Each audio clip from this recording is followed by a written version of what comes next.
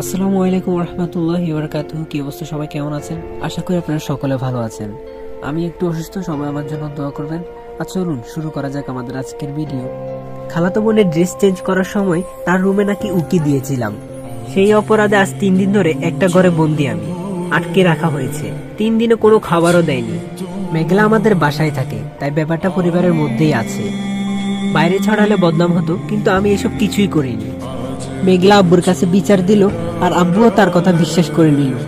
আমার কথা কেউ শুনলো না, উল্টো আব্বু আমাকে লাঠি দিয়ে মারা শুরু করলো। আম্মুও কিছু বললো না, তবে ওনার চোখে মুখেও ঘৃণা।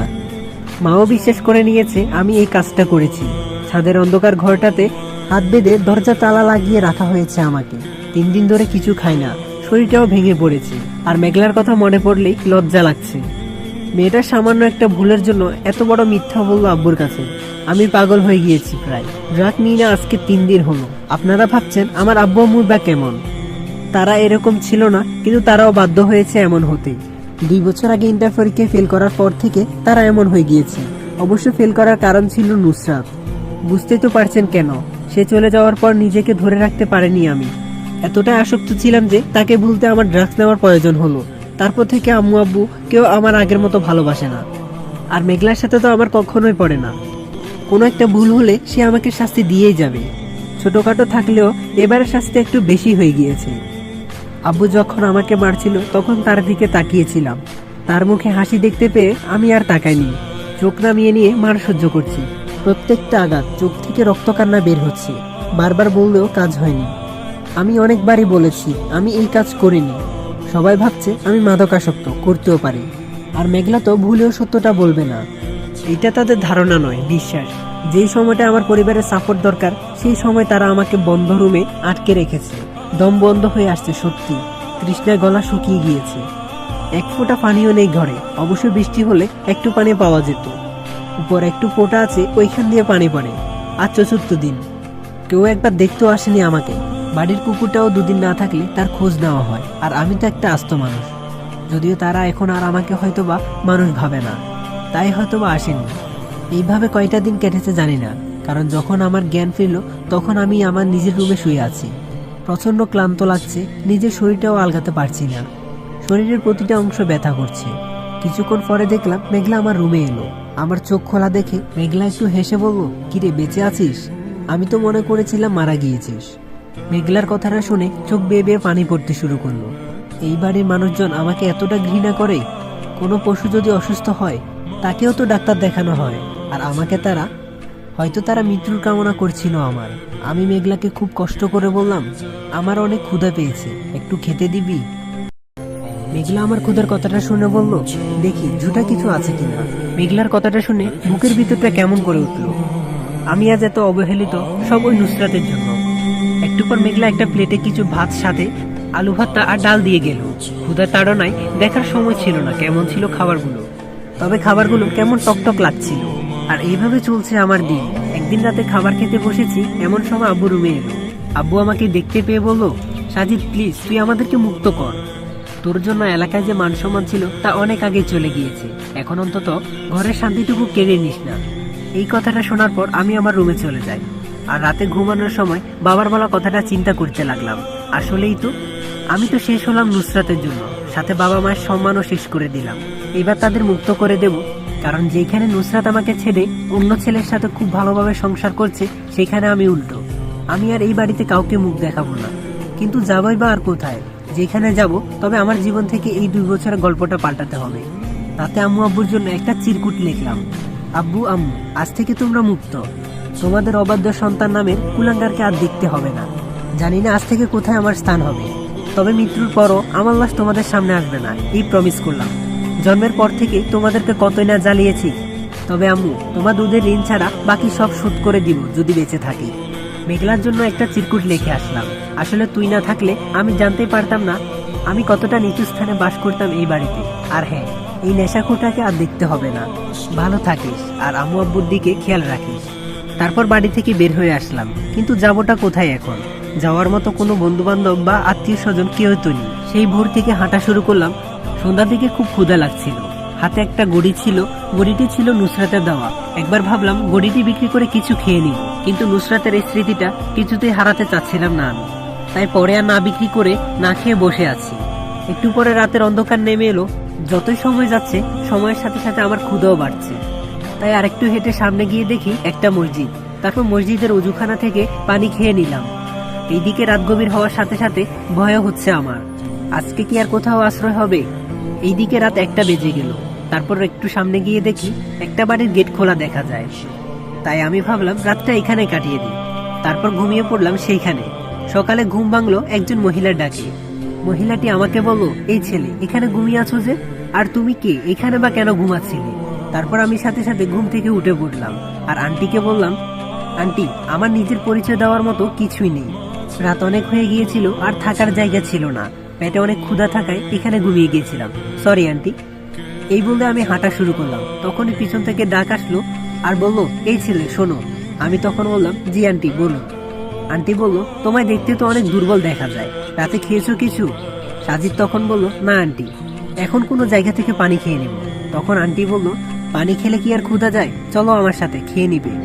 সাজিদ তখন বলল, আন্টি, রাতের আধারে আপনার বাড়িতে থেকেছি, এর জন্য আমায় কথা শোনাননি, এতেই আমি কৃতজ্ঞ। তখন আন্টি বলল, এই বেশি কথা বলে না, চলো খেয়ে নিবি। পেটের ক্ষুধার কাজে শেষ পর্যন্ত হার মানতেই হলো। আর কিছু না বলে ওনার পিছু পিছু বাসার ভেতরে ঢুকলাম। ভেতরটা বেশ সুন্দর। একটু পরে আমায় খেতে দিল আন্টি। ক্ষুধা অনেক থাকায় পেটের সব ভাত খেয়ে আন্টির দিকে তাকিয়ে থাকলাম। আন্টি তখন আমাকে বলল, বসো, আমি আরো নিয়ে আসছি। তারপর খাওয়ার শেষে আন্টি আমাকে বলল, বাবা তুমি এখন কোথায় যাবে? সাজিদ তখন বলল, আন্টি আমি জানি না কোথায় যাব। আন্টি তখন বলল, আচ্ছা তুমি কি কাজ করতে পারবে? সাজিদ বলল, কেমন কাজ আন্টি? তখন উনি বললেন, এই ধরো আমাদের বাসায় অনেক কাজই থাকে, তুমি কি করতে পারবে? সাজিদ বলল, হ্যাঁ পারবো, আপনি শুধু আমায় খেতে আর থাকতে দিলেই হবে। তখন আন্টি বললেন, পাগল ছেলে, কাজ করলে খাওয়া আর থাকা ছাড়া বেতনও দেব। সাজিদ বলল, ঠিক আছে আন্টি, আমি আপনাদের সব কাজ নিজের পরিবার মনে করব। মনে করার কি আছে? আজ এইখানে আপনি আমাকে ঠাঁই না দিলে আমাকে না খেয়ে মারা যেতে হতো। আচ্ছা আন্টি, আপনি কি একাই থাকেন এই বাড়িতে? তখন আন্টি বলল, না, আমার সাথে আমার মেয়ে হ্যাপি থাকে, ও ওর নানুর বাড়িতে গিয়েছে, আগামীকাল আসবে। তারপর সাজিদ বলল, আর আঙ্কেল? তখন আন্টি বলল, তোমার আঙ্কেল গত 2 বছর আগে আমাদের ছেড়ে ওপারে চলে গিয়েছে।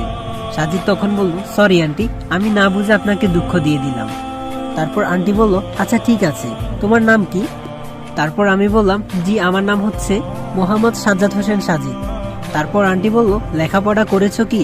তখন আমি বললাম, আন্টি গত 2 বছর আগে ইন্টার পরীক্ষায় পাশ করিনি, আর তারপর থেকে পড়ালেখা করা হয়নি। তখন আন্টি বলল, তোমার পরিবার নেই, ওরা কিছু বলেনি? এই কথাটা শোনা মাত্রই তখন আমি আন্টিকে বললাম, প্লিজ আন্টি, পরিবারের কথা বলবেন না, আমি আমার ভয়ঙ্কর অতীত ভুলে যেতে চাই। তখন আন্টি বলল, ওকে, তোমার কাজ হলো আমাদের বাড়ির বাগানটা দেখে রাখা আর আমাদের সুবিধা অসুবিধায় পাশে থাকা। আর তুমি যদি চাও তাহলে নতুন করে আবার স্টাডি শুরু করতে পারো। এখন তুমি বিশ্রাম নাও। ওই যে দেখতে পাচ্ছ, ওইটাই তোমার রুম। তারপর রুমে চলে আসলাম। এসে ভাবতে লাগলাম, নিজের পরিবারের রাস্তায় ছুড়ে মারলো আর অচেনা কেউ আবার আমাকে আমার জীবন ফিরিয়ে দিল। বড় অদ্ভুত এই দুনিয়া। তারপরের দিন বাগানটা ঘুরে দেখলাম, একটা গোলাপ খুবই ভালো লাগলো, তাই গোলাপটা ছিঁড়ে নিলাম। যেই না ছিঁড়লাম ঠিক তখনই পেছন থেকে একটা মেয়ের গলা শব্দ শুনতে পেলাম। মেয়েটি আমাকে বলল, এই ছেলে, এখান থেকে ফুল ছিঁড়া সাহস কি করে হয় তোমার, তাও আবার আমার ফুল?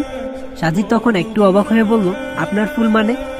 মেয়েটি নাক মুখ লাল করে বলল, মানে বুঝাচ্ছি। সাজিদ তখন বলল, পাগল নাকি, হুট করে এসে বলে আমার ফুল, আবার বলে দেখাচ্ছি। মেয়েটি তখন বলল, কি এত বড় সাহস আমায় পাগল বলা? সাজিদ তখন বলল, সরি, আপনি পাগল না, আপনি হচ্ছেন পাগলি।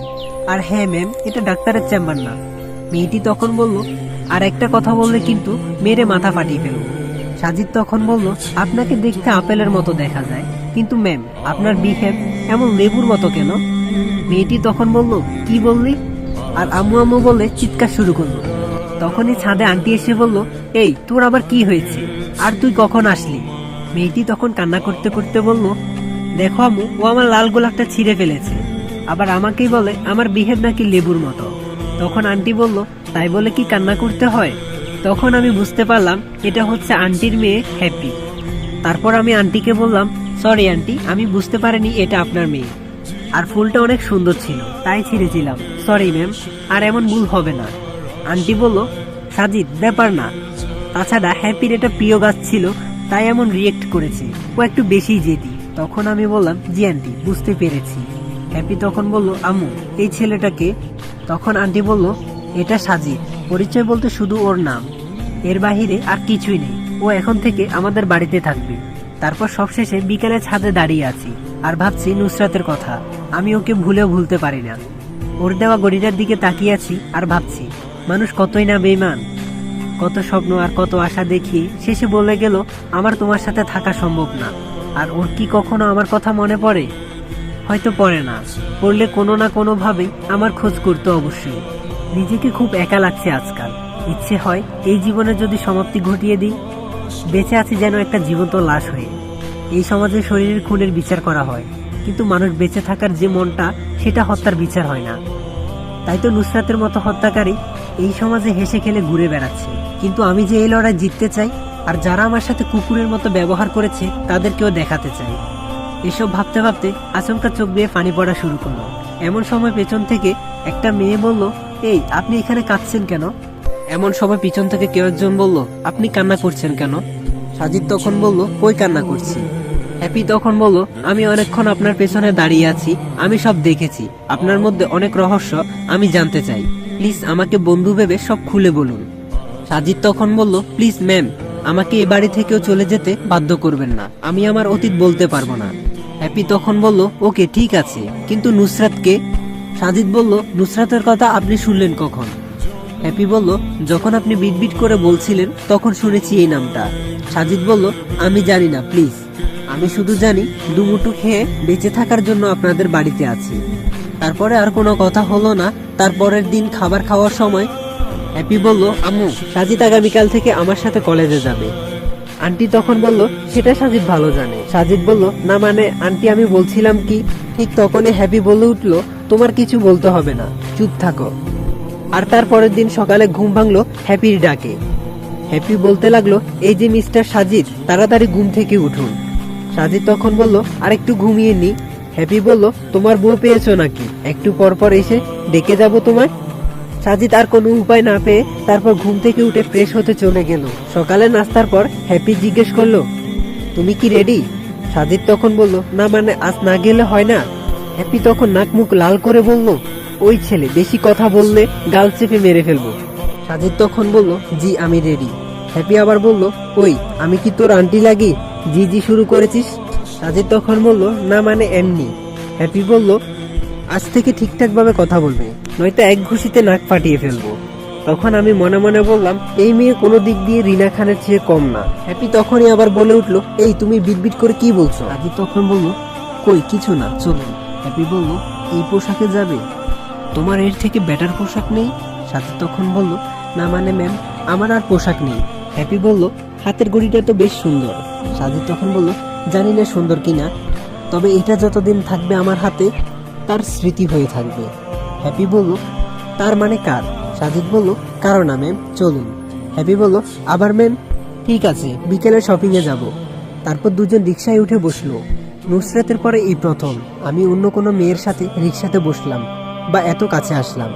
তাই আমি একটু চেপে বসতে চেষ্টা করলাম, যাতে দুজনের মাঝখানে অনেকটা ফাঁকা থাকে। আমার অবস্থা দেখে হ্যাপি তখন বলল, এই যে মিস্টার, আমার সাথে বসতে বুঝি খুব খারাপ লাগছে? সাজিদ তখন বলল, আসলে তা না। হ্যাপি তখন বলল, তা না হলে এদিকে আসো। আমার জড়সড় হয়ে বসে থাকা দেখে হ্যাপি নিজে আমার হাতটা ধরে তার দিকে টেনে নিয়ে গেল। আমি মনে মনে হ্যাপিকে কিছু বকা দিলাম, এই মেয়ে এত জেদি। আমি কেন যে নুসরাত যাওয়ার পর আর কোনো মেয়েকে টলারেট করতে পারি না, দেখলেই যেন রাগ হয়। কিন্তু যাদের জন্য আশ্রয় খুঁজে পেয়েছি তাদের তো আর এড়িয়ে চলা যায় না। তাই চুপচাপ হ্যাপির সাথে বসে রইলাম। তারপর হ্যাপি প্রিন্সিপাল স্যারের সাথে কথা বলে সবকিছু মিটমাট করে নিল।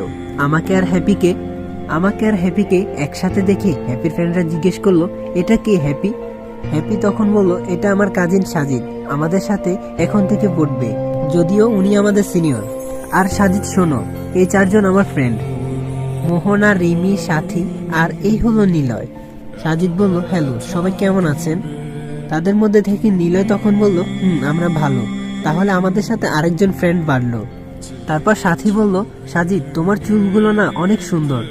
ঠিক তখনই হ্যাপি বলে উঠল, তোমার কাছে এক ছেলের হাসি, আরেক ছেলের চুল, আরেক ছেলের স্টাইল ভালো লাগে, তাই না?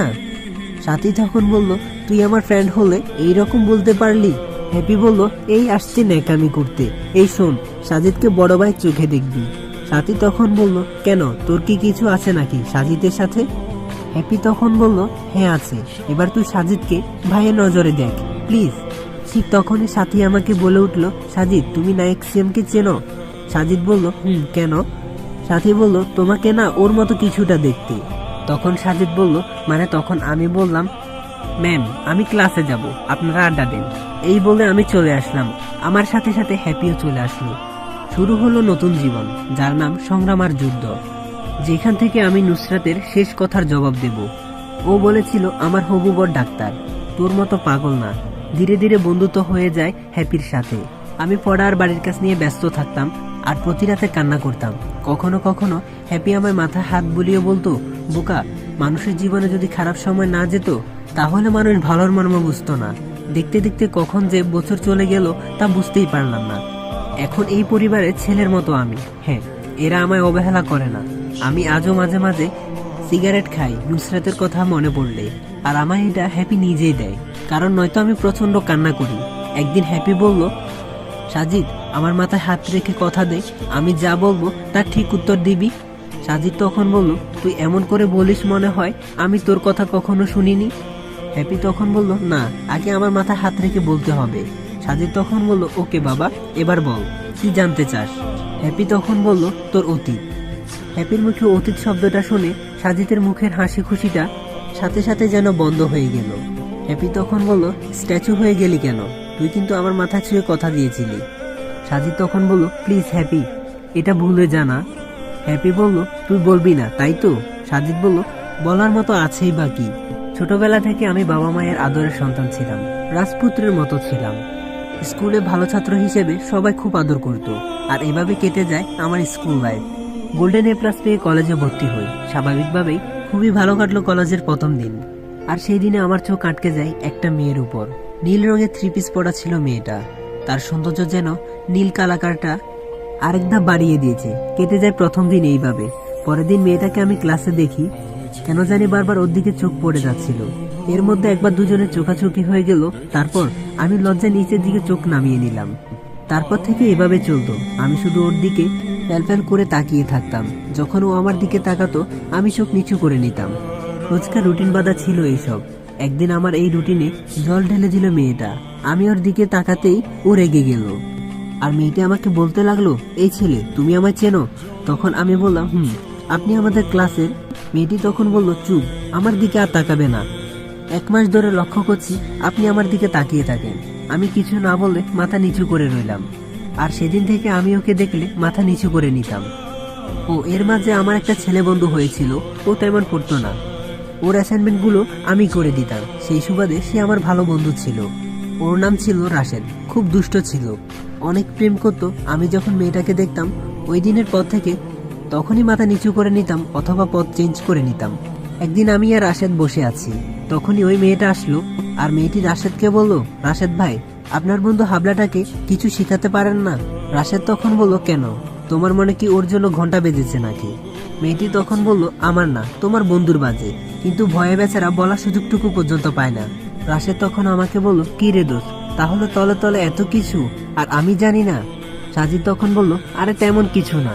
ঠিক তখনই মেয়েটি বলল, এই ছেলে, আমার নাম জানো? সাজিদ তখন বলল, না, জানা হয়নি। মেয়েটি বলল, নাম জানো না আবার প্রেম করতে চাও? আমি নুসরাত। পরের দিন ক্লাসে যেতে নুসরাত এগিয়ে এলো আর আমার কাছে এসে বলল, সাজিদ তুমি কি আমায় ভালোবাসো? আমি কিছু না বলে চুপচাপ রইলাম। ঠিক তখনই নুসরাত আমাকে বলে উঠল, তোমার মতো হাবার আর প্রেম করা লাগবে না। এই বলে নুসরাত চলে যেতে লাগলে আমি নুসরাতের হাত ধরে বলি, ভালোবাসি, বড্ড ভালোবাসি তোমায়। সেই থেকে শুরু আমাদের প্রেম। ক্লাসে আর চোখে দেখে সবাইকে ফাঁকি দিয়ে প্রেম করা, আর অন্য সব জুটির মতো আমরা সিনেমা, ফুচকা, রিক্সায় ঘুরে বেড়ানো, রেল লাইনের পাশে দুজন হাত ধরে হাঁটা, কিছুই বাদ যায়নি। দিন যত যাওয়া শুরু করলো ভালোবাসা তত বাড়লো। দুজনে দুজনের প্রতি আসক্ত হয়ে উঠলাম। একদিন ক্লাসে ফাঁকি দিয়ে দুজনে মেলায় ঘুরতে গেলাম। আমি নুসরাতকে 2 ডজন নীল চুড়ি কিনে দিলাম, আর নুসরাত আমাকে একটা ঘড়ি গিফট করলো। তারপর নুসরাত ঘড়িটা আমার হাতে পরিয়ে দিল। হঠাৎ নুসরাত আমাকে একদিন বলে উঠল, সাজিদ, আমি যদি মারা যাই তারপরে যেন আমার এই ঘড়িটা তোমার হাত থেকে না হারায়। এইটা আমার ভালোবাসার চিহ্ন। এটা তোমার হাতে থাকলে মনে করবে আমি তোমার সাথে আছি। সেদিন আমি কিছু না বলে নুসরাতকে জড়িয়ে ধরে অনেক কান্না করি। নুসরাত আমার চোখের পানি মুছে দিয়ে সে নিজেও কান্না করে ফেলে আর আমাকে বলতে লাগলো, এই পাগল, কাঁদিস কেন? মনে রাখবে আমার হার্টবিট যতদিন চলবে ততদিন আমি তোর। দ্বিতীয় বর্ষের টেস্ট এক্সামের প্রথম দিনের আগে নুসরাত আমাকে ডাকলো, সাজিদ, একটা কথা বলবো তোমায়, রাখবা? সাজিদ তখন বলল, আমি কি কখনো তোমার কথা ফেলেছি? নুসরাত তখন আমাকে বলল, আগে আমার মাথায় হাত রেখে বলো এই কথাটা রাখবাই। সাজিদ তখন আর কোনো কথা চিন্তা না করে মাথায় হাত রেখে বলল, বলো, শুনবো। ঠিক তখনই নুসরাত এমন একটা কথা বলল যা শোনার জন্য সাজিদ মোটেও প্রস্তুত ছিল না। নুসরাত তখন বলল, তুমি আমায় ভুলে যাও। নুসরাতের কথা শুনে আমি ওর মাথা থেকে হাত সরিয়ে নিলাম। তারপর আমি বললাম, প্লিজ নুসরাত, এমন কিছু বলো না। তুমি চাইলে আমায় খুন করে ফেলো, কিন্তু তুমি আমায় ছেড়ে যেও না। অনেক কান্না করতে করতে এই কথাগুলো বললাম। নুসরাত তখন বলল, সাজিদ, আমি আমার কথা বলে দিয়েছি। আমার বাবা মা আমার বিয়ে ঠিক করে ফেলেছে। আমি চাই না তুমি আমার সাথে আর কোনো যোগাযোগ করো। এই বলে নুসরাত চলে যায় আর আমি অজ্ঞানহীন পাগলের মতো ঘাসের মাঝে বোবার মতো বসে থাকি। আমার মুখ থেকে কিছু বের হচ্ছে না। বুকের ভেতরটা কেন জানি মোচড় দিয়ে উঠল। সন্ধ্যায় বাসা ফিরলাম আর পড়ার দিকে মন বসছে না। তাই আমার থেকে 1000 টাকা চেয়ে নিলাম। আমি পুরো টাকায় সিগারেট কিনে নিয়ে আসলাম। সারাটা রাত ছাদে বসে সিগারেটের ধোঁয়ায় উড়িয়েছি আর পাগলের মতো হেসেছি, আবার কান্না করেছি। হঠাৎ করে তখন অসুস্থ হয়ে পড়ায় এক্সামে আমি 10 মার্কের উপর আনসার করতে পারিনি। আর এদিকে নুসরাত সম্পূর্ণভাবে আমার সাথে যোগাযোগ বন্ধ করে দিল। আমি 3 দিন পর ওর বাসার সামনে যাই। ওর বাসার সামনে যেতে ও আরো রেগে যায়। আর নুসরাত তখন আমাকে বলল, সাজিদ, তুমি চলে যাও প্লিজ। 3 দিন পর আমার বিয়ে, আমার জীবনটা নষ্ট করো না। আমি তখন হাসতে হাসতে বললাম, আর আমার জীবনের যে গতিরোধ থামিয়ে দিয়েছো, কি অধিকার আছে তোমার আমার জীবনটা নষ্ট করার? প্লিজ নুসরাত, আমার ছেড়ে যেও না তুমি। নুসরাত তখন আমাকে বলল, সাজিদ, আমি আমার ডিসিশন আগে জানিয়ে দিয়েছি। এই কথা বলে নুসরাত সেখান থেকে চলে গেল। আমি দাঁড়িয়েছিলাম, নুসরাত যদি একবার ফিরে আসে সেই আশায়। একটু পর তুমুল বৃষ্টি শুরু হয়। আমি এক পাও নড়িনি। নুসরাত ফিরে আসবে সেই আশায়। কিন্তু সন্ধ্যা গড়িয়ে আসলে আমি বাসায় চলে আসি। সেদিন রাতে খুব জ্বর হয়। আমার জ্ঞান ফেরার পর আম্মু আমাকে বলছিল আমি নাকি 2 দিন অজ্ঞান ছিলাম। এর মাঝে পরিবারের সবাই জেনে যায় নুসরাতের কথা। নুসরাতের আব্বু নাকি বাসায় এসে ওয়ার্নিং দিয়ে গিয়েছিল, আমি যদি নুসরাতকে আর ডিস্টার্ব করি তবে খুব খারাপ হবে। আম্মু আমাকে অনেক বোঝালো নুসরাতকে ভুলে যেতে, কিন্তু আমি কিছুদিন নুসরাতকে ভুলতে পারি না। আগামীকাল নুসরাতের বিয়ে। আমি তাই আবারও নুসরাতের বাড়িতে গেলাম। নুসরাত অপমান করলো, যা ইচ্ছে তাই বলল। আর একটা সময় আমাকে এমন কথা বলল যা শুনে আমি অবাক হয়ে যাই। আর আমাকে বলল, আমার হবু বর ডাক্তার, তুই তো পাগল, তোর হাত ধরে আমি বেরিয়ে যাব কোন দুঃখে। খুব আঘাত লাগছিল ওর কথায়, তাই ওর গলা চেপে ধরে বললাম, ফিরিয়ে দে আমার সব দিনগুলো, আমার ভালোবাসা, আমার আবেগ, আমার অনুভূতিগুলো। ঠিক তখনই পেছন থেকে কে যেন আমাকে মাথায় আঘাত করে। জ্ঞান ফিরতে দেখি আমার পাশে পুলিশ দাঁড়ানো। আর আমি বললাম, আপনারা? পুলিশ লোকটি হাসতে হাসতে বলল, তোমার জ্ঞান ফেরার অপেক্ষা করছিলাম। তারপর আমার জেলে নিয়ে যাওয়া হয়। আমার অপরাধ জানতে চাইলে পুলিশ লোকটি বলে, হত্যার চেষ্টা, ধর্ষণ, সাথে চুরির অভিযোগ আছে আমার নামে। আর এর প্রধান সাক্ষী হচ্ছে নুসরাত, সে নিজে এসে অভিযোগ করে গিয়েছে। তারপর কি ভেবে যেন আব্বু 1 সপ্তাহের মাঝে আমার জামিন করিয়ে নিল। তবে এই 1 সপ্তাহ জানোয়ারের মতো নির্যাতন করেছিল আমাকে পুলিশ। জেল থেকে বের করে আব্বু আমাকে সেদিন চড় মেরে বলেছিল, একটা মেয়ের জন্য আমার মান সম্মান সব শেষ করে দিলি। আমি কিছু না বলে চুপ করেছিলাম। তারপর বাড়ি ফিরে আম্মু আমায় দেখে বলল, তোকে বারণ করেছিলাম না যেতে, এত ভালোবাসা দেখালি, কই গেল তোর সেই ভালোবাসার মানুষ? তারপর আমি সেদিন নুসরাতের যত ছবি ছিল সব ছিঁড়ে ফেলে দিলাম। ভেবেছিলাম যেখানে বাবা মাকে সম্মানের জায়গায় অসম্মানে ঠেলে দিয়েছি, এই মুখ আর দেখাবো না। সেদিন আমি 3 বার আত্মহত্যা করতে গিয়েও পারিনি। প্রতিবার নুসরাতের সেই হাসি মুখটা সামনে ভেসে আসতো। তারপরের দিনগুলো কেটেছিল জেলের থেকেও খারাপ। মানুষ আমায় আর আমার পরিবারকে নানান কথা বলতো। আব্বু রাতে এসে কান্না করতো, আর কোনো কোনো দিন আমায় খুব মারতো। আম্মু অসুস্থ হয়ে পড়ে থাকায় মেঘলাকে আমাদের বাড়িতে নিয়ে আসে, মানে আমার খালাতো বোন। কলেজে তো যাওয়া বন্ধ। যেদিন নুসরাতের বাড়িতে গিয়েছিলাম সেদিন থেকেই আব্বু আমায় কলেজে নিয়ে গেলে প্রিন্সিপাল স্যার অপমান করে বের করে দেয়। তার উপর টেক্সট এক্সাম সবগুলোতেই ফেল। সভাপতির সাথে আব্বুর ভালো সম্পর্ক ছিল, অনেক বুঝিয়ে আমার এক্সাম দেওয়ার সুযোগ করে দেয়, কিন্তু আমি সেই এক্সামে ফেল করে বসি। তখন পর্যন্ত নেশা আমি গোপনে করতাম, কিন্তু যেদিন রেজাল্ট দিয়েছিল সেদিন আব্বুর হাতে এত মার খেয়েছিলাম যা বলতে পারবো না। তারপর দরজার বাহিরে আমাকে বের করে দেয়। সেদিন মধ্যরাতের দিকে আমার মাথায় নেশার ভূত চাপে। আমি কি করব বুঝতে পারি নাই, তাই আমি দরজা ভেঙে আব্বুর টাকা চুরি করি। আর সেদিন এত নেশা করে আসার সময় মাতাল হয়ে রাস্তায় পড়ে থাকি। এলাকার লোক বাবাকে বিভিন্ন রকম বাজে কথা বলে। যদি খুন করলে জেল না হতো, তারা হয়তো আমাকে অনেক আগেই মেরে ফেলতো, অন্তত নিজেদের সম্মানের জন্য হলেও। তারপর হ্যাপি আমার কথাগুলো শুনে কান্না করতে করতে বলল, এত অত্যাচারের মধ্যে কিভাবে ছিলে তুমি? সাজিদ তখন বলল, জানি না, তখনকার দিনগুলো নেশায় কাটতো, তাই বলতে পারিনি। আর তারপর একদিন আমি বাইরে এসে দেখি নুসরাতে দেওয়া ঘড়িটি নেই। আমি পাগলের মতো খুঁজতে থাকি, ওর দেওয়া সেই স্মৃতিটা আমি হারাতে চাই না। আমি মেঘলাকে জিজ্ঞেস করলাম, মেঘলা, আমার ঘড়িটা দেখেছিস? ও হাসতে হাসতে বলল, আমি ঘড়িটা হাতে নিয়ে দেখার সময় ভেঙে আর কিছু বলার আগে আমি ঠাস করে ওর গালে একটা চড় মেরে দিই। তারপর ও আবার ঘড়িটি আমার উপর ছুঁড়ে মেরে দৌড়ে চলে যায়। তখন আমি নিজেই অনুতপ্ত হই। এরপর আমি ওর কাছে ক্ষমা চাই, কিন্তু ও আমার সাথে কোনোভাবে তেমন কথা বলে না। যখনই এই কথা বলতে গিয়েছি তখনই নেশাখোর বা বিভিন্নভাবে আমায় অপমান করত, মাঝে মাঝে কোনো দোষ ছাড়াই। ও আমার আম্মু আব্বুর কাছে বিচার দিত। শেষবার যখন বলল ও ড্রেস চেঞ্জ করার সময় আমি উকি দিয়েছি, আমার আব্বু আম্মুর সামনে অনেক মেরেছে।